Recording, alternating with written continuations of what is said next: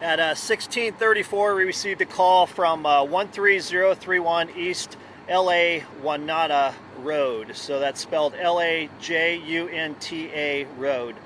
The winds were blowing from 4 to 10 miles an hour at the time, and it was reported just fire out in the brush area. When our first unit arrived, we had approximately 5 to 10 acres that were involved. The assignment was quickly upgraded to a first alarm. And we immediately, we have 3 brush trucks out roaming in the area on patrol.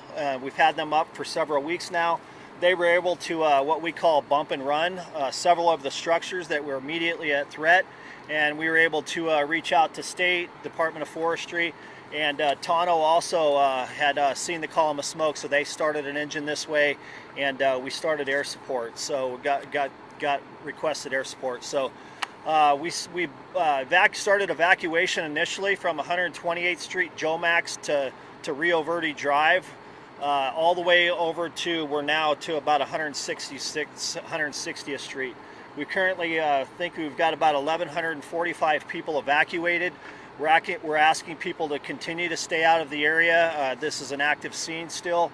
And as you saw, I know of 4 to 5 air units that were dropping retardant on the fire, and coming out of Gateway and several other places. I had gotten a few questions of that turnaround.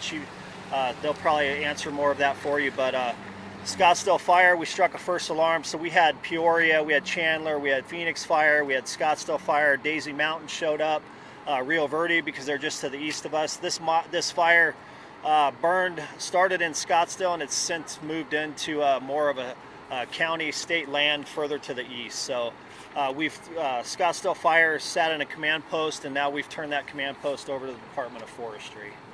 Yep, thank you. So right now, the most current information I have is the fire is approximately 2,500 acres. It was wind driven. Obviously, it's burning quickly, or was burning quickly this afternoon through fine fuels, the grass, brush, just your typical desert vegetation. It was very active on the eastern flank. That's where you were seeing most of that black smoke earlier today. We have about 250 personnel assigned to this fire. That includes a strike team or a task force of engines. So we've got a task force of 8 engines, additional engines from local cooperators. I'd say about 25 to 30 engines. We have multiple hand crews from the state and our federal partners. And then, of course, our local cooperators are assisting as well. Do we know a cause? We do not know a cause. The fire is under investigation. Have any structures been impacted or destroyed? We had a report of one structure, but we think it was an outhouse. We have not been able to get into that area yet, and that was reported from air attack.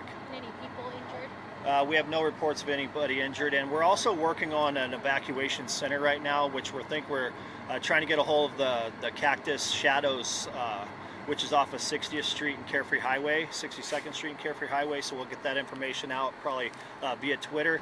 And we're also working with Rio Verde Horse Association, I believe, for equine, the horse needs, and we're also reached out to Westworld in case we have needs where we need to move livestock into Westworld. And we'll send that out further info on Twitter. And just to kind of go along with the structures, when we're talking about structures threatened, there was immediate threat to structures when this fire first kicked out. There still is a threat to structures at this time. Because we don't have a damage assessment, the fire was just too active. It was producing erratic fire behavior, and we have not been able to get people in there to see how much damage, if any, is in that area. Can you talk about the fuels that you're battling right now? So this is just your typical desert vegetation. We're talking about the fine fuel. It dries out very quickly once things start to warm up. It's the grass and the brush. We're about a month behind. So this is the activity that we usually see in May. But because we had all of that winter and spring moisture, we're delayed for our start. So now is really the time we could start seeing an uptick in our fire activity. Do you know how many buildings, how many homes were evacuated? Do you have a number of how many are in there? I just have a total of 1,145 people. I'm not sure of how many structures at this time. Like I said, we haven't been able to get in there. I know initially with our first alarm, when we're talking about the bump and run, we train on this, and we've actually done a lot of vegetation and hazard, the 15-foot defensible space, 30-foot defensible space inspections out here, where we've knocked on the doors, we put the hanger on the door asking them to clear the brush away. And I know the bump and run, it's basically a hose line with forestry line. It's something that we can maneuver quickly. We can do the defensible space around the structure. We can fight that fire and bump it around, and then we load it quickly and move on to the next structure. So that's how we attacked this fire initially. I'm not sure if this was mentioned, but the containment of the fire. There's no containment at this time. We haven't even stopped forward progress of the fire, so we won't have any of that information for quite some time. Well, here, I know there are a lot of folks out here near us that are evacuated, wondering when they might be able to get back to their homes. Is there any update you can give them at this point? I mean, it's just one of those things that we have to just wait it out. Oftentimes people won't see smoke, but that doesn't mean it's safe to send people back into their communities. So we understand it's a struggle for people to be away from their homes for a longer period of time, but we don't like giving people a time frame, because then if we miss that time frame, we just have frustration. So we're just asking people to be, just patient with us. We're doing everything that we can. We have engines out here working structure protection along the south flank of the fire, and protecting the homes kind of to the north of us. So we're just asking for the public's patience at this time. Let me ask you about the aerial assault that you guys were quick to dispatch. How important is it that we have that in our backyard to be able to do that? Well, a lot of the VLATs that we were using today and the large air tankers were actually coming out of Gateway. So it was quick turnaround time for them, about 15-20 minutes to load and return. We did have some aircraft out of Prescott Air Tanker Base and Huachuca also. So we have the aircraft here available at our ready. But it happened to be in this area. Gateway is not that far, so we were really able to utilize a lot of heavy aircraft and put a lot of retardant on this fire. As we hit to nightfall here, does that help? Does that harm things? Do we change the way we approach this? When the temperatures start to cool down, this fire is going to lay down. So the activity will decrease. Cooler temperatures just have that effect on the fire. So the fire may lay down, but something to remind folks that live in this area, especially if you're in Rio Verde, maybe Fountain Hills, fire is going to look larger at night. So just something to keep in mind, that we have crews out here. They will be working throughout the night. There's about 200 and 250 personnel assigned to this fire. So just understand that fire does look larger at night. Any homes damaged by the slurry that need to be of concern of some residents? Not to my knowledge, but again, we have our aircraft, our air attack, which is our eyes in the sky, kind of helping us evaluate the situation from that aerial perspective. We haven't reported or haven't had any reports of that yet, but again, it's still too early to tell. And are we talking about new builds back there, or are these actual homes? Both. There's a lot of older homes back there, and then a lot of new builds. We can see from our helicopter, and you touched on this a little bit too, but obviously a lot of livestock with a lot of these homes, a lot of horses that we can see from our helicopter. How does that impact your guys' response? And what would the message to residents who have livestock be at this point? I would say be patient. I know we were getting reports of some of those. We were just moving into larger arenas, kind of giving them that defensible space. So we moved them out of some of the wooden barns areas, and we moved it into the bigger arenas. Be patient. Well, as soon as we're, like I said, this is an active scene. We have no containment on it yet.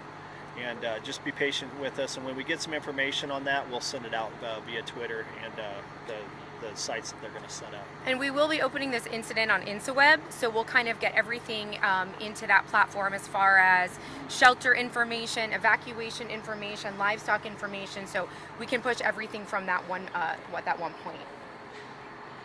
Any message to other folks that live in this area on what they could potentially be doing to be proactive if something like this, God forbid, breaks out their hands?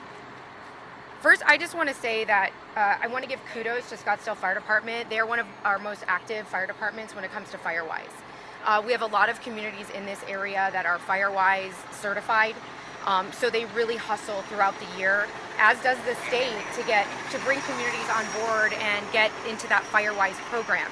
So they're actively involved, making sure neighborhoods and residents are clearing their brush, clearing their vegetation, and working to create that defensible space, because that defensible space provides that barrier between your home and the potential wildfire. Captain Folio, let me ask you this. How important was it to get that ladder truck out there? You don't typically see that in wildland firefighting, but you had that as a resource and used it. Yeah, another thing too is I think some of the guys were reporting that we actually use that. We don't take that off road. That ladder truck gives us a high point, so we get an advantage on seeing where the fire is going. We always put out lookouts out there. We try and work in the black. We try and work from the road, a good anchor point. So initially, it's good to get that truck. That was one of our first trucks actually that was in the area on the scene that responded. So it's good to get that up and get a high point advantage on where the fire was going, seeing the different fingers of the fire spreading out. So that was good for us. But we don't use that in any type of wildland or brush fire fighting. So. Do we know when the first air tanker was called and when it was dropped? You know, it was within 30, 45 minutes to an hour of Scottsdale's first response. So Scottsdale got on scene and they probably called the state asking for aircraft, because the state and the feds are the only ones that can order the aircraft. They can ask us and then we'll order it for them. So it was a quick response from Scottsdale to get aircraft ordered.